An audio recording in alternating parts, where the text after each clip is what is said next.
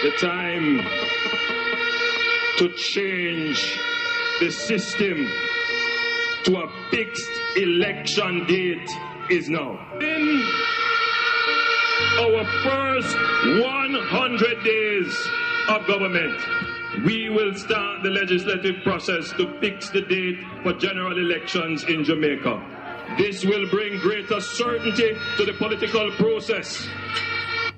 And by the way, the date will be a date after the budget and not before.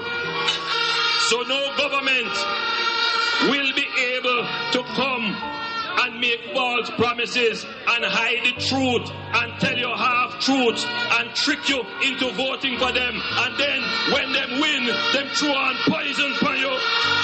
Within the first 100 days of our government, Jamaica could be a step closer to establishing a fixed election date. Prime Minister Andrew Holness explains that the move is necessary to eliminate the uncertainty that exists in the business community when elections are imminent. A fixed election date was a promise made by Mr. Holness while on the campaign trail. Speaking during his contribution to the budget debate on Tuesday in Parliament, the Prime Minister said he has instructed Justice Minister Delroy Chuck to commence the necessary legislative work.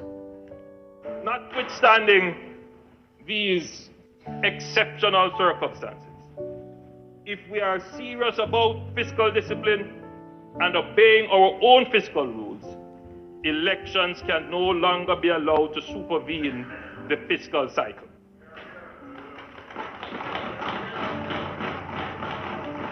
Neither should the country be disrupted by protracted periods of uncertainty, mobilizing, demobilizing, and then mobilizing again according to political expediency. This comes at a significant cost to businesses and delays the growth agenda. The experience underscores the reason why Jamaica must move to a fixed election date.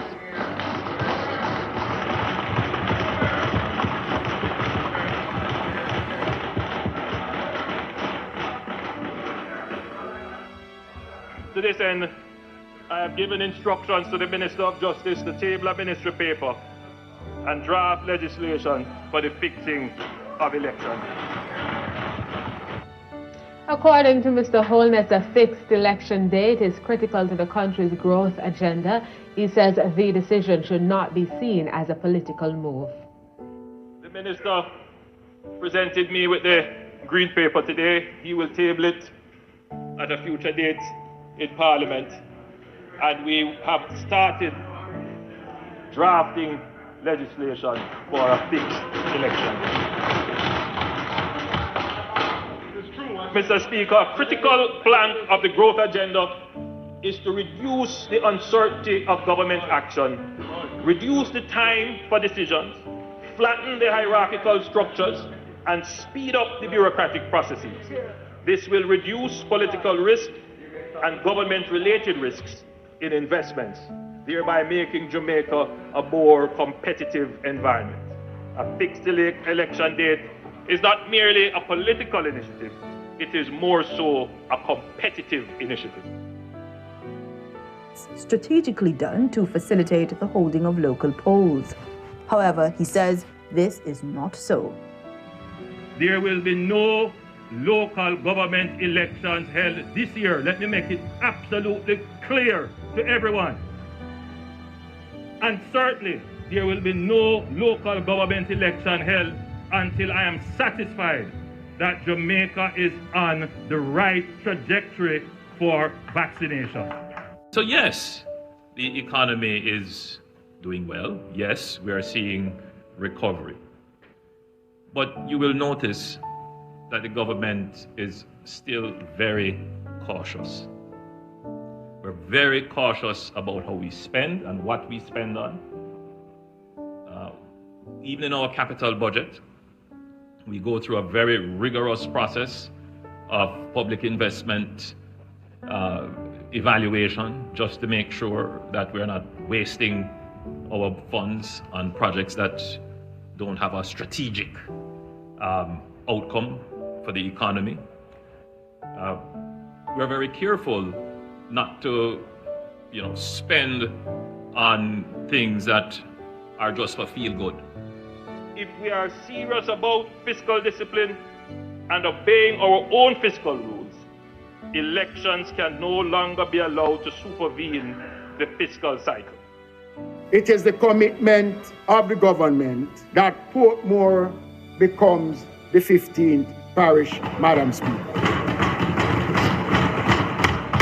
And such postponement, Madam Speaker, will help us to conclude the consultations that are presently taking place. The Portmore Municipal Council have requested further time for consultations, and we believe that in the interest, Madam Speaker, because we want, when the time rolls around, Madam Speaker, the people of Portmore will move out to cast their votes as the 15th parish of Jamaica, Madam Speaker.